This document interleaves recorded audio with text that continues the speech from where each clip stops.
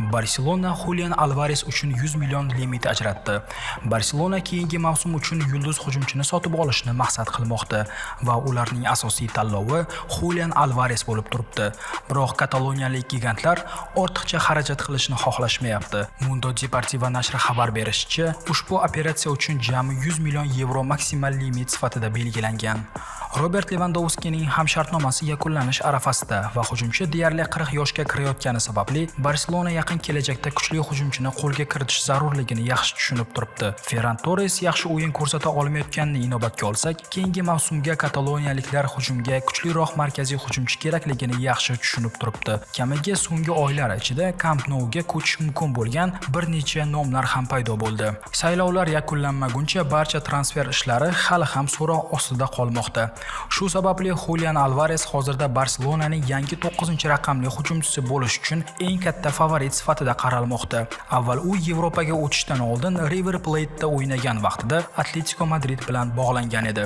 Endi global yulduzga aylangan Spider-Man Barsa uchun asosiy maqsadga aylangan.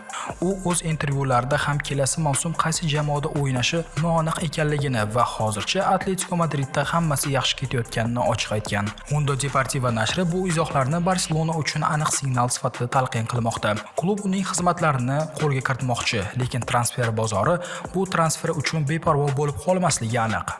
Nashr xabariga ko'ra, Barsa yozgi transferlar mavsumida kuchli hujumchiga sezilarli darajada sarmoya kiritishni rejalashtirmoqda. Ammo operatsiyaning jami qiymati doimiy va o'zgaruvchan to'lovlarni qo'shgan holatda 100 million yevrodan oshmasligini aniq aytgan. Bu raqam hujum chizig'ini kuchaytirish bo'yicha maksimal limitni bildiradi. Xoh bu Atletico hujumchisi bo'lsin, xoh boshqa futbolchi. Ushbu summa Julian Alvaresning kataloniyaliklar safiga qo'shilishini osonlashtirishi mumkin. Garchi uning Atletico Madrid bilan shartnomasi 2030-yilgacha amal qilsa ham, shunga qaramay dastlabki muzokaralar uzoq va murakkab bo'lishi kutilmoqda.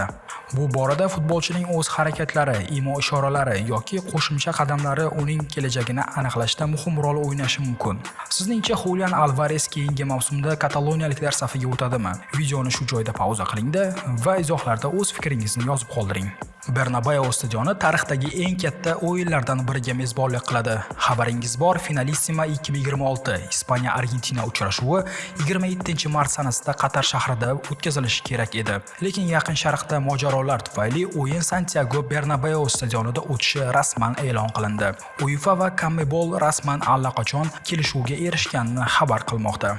Ispan matbuot xabarlariga ko'ra, ikkala tashkilot Real Madrid stadionini Intercontinental musobaqa maydoni sifatida tanlagan. Tashkilotchilar dastlab musobaqani Dohadagi Lusail stadionida o'tkazish rejasini yaqin sharqdagi mojaro sabab qayta ko'rib chiqishga majbur bo'ldi va shuning uchun boshqa stadion izlashga to'g'ri keldi. Boshlanishidan e'tiboran Bernabeu eng kuchli nomzodlardan biri sifatida ko'rilgan edi. Qatar futbol festivaliga bog'liq bir nechta o'yinlar o'zgartirilgach, muzokaralar tezlashdi va UEFA, CONMEBOL hamda Real Madrid yakuniy kelishuvga erishdi.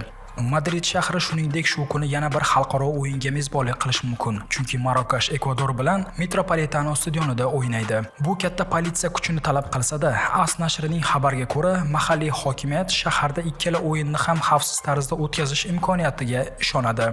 Yangi ta'mirlangan Bernabeu stadionida UEFAning eng yuqori reytingi mavjud va u avvaldan yirik global tadbirlarni o'tkazgan. Masalan, u 2018-yilda Copa Libertadores finaliga ham mezbonlik qilgan va kelajakda Jahon Kubogi finali o'tkazilishi mumkin bo'lgan stadionlardan biri sifatida ko'rilmoqda.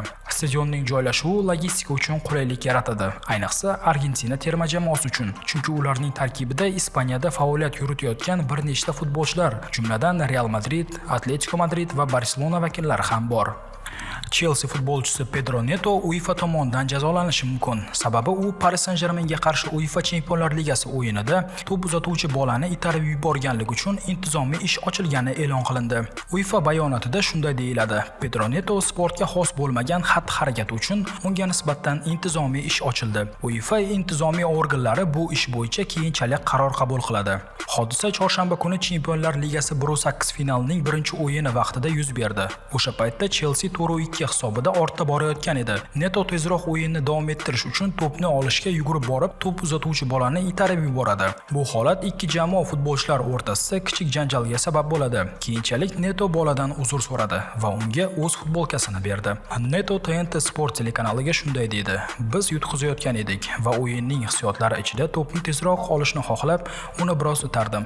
Men aslida bunday odam emasman. Bu faqat o'sha lahzadagi hissiyot edi. Men undan uzr so'ramoqchiman. Futbolkamni berdim va bu holat uchun juda afsusdaman." Bu holat uchun Chelsea bosh murabbiy ham uzr so'radi. "Agar biz tomondan noto'g'ri yoki noo'rin ish bo'lgan bo'lsa, klub nomidan uzr so'rayman." Bu mavsumda Neto Chelsea safida barcha turnirlarda 42 o'yinda 10 ta gol urgan.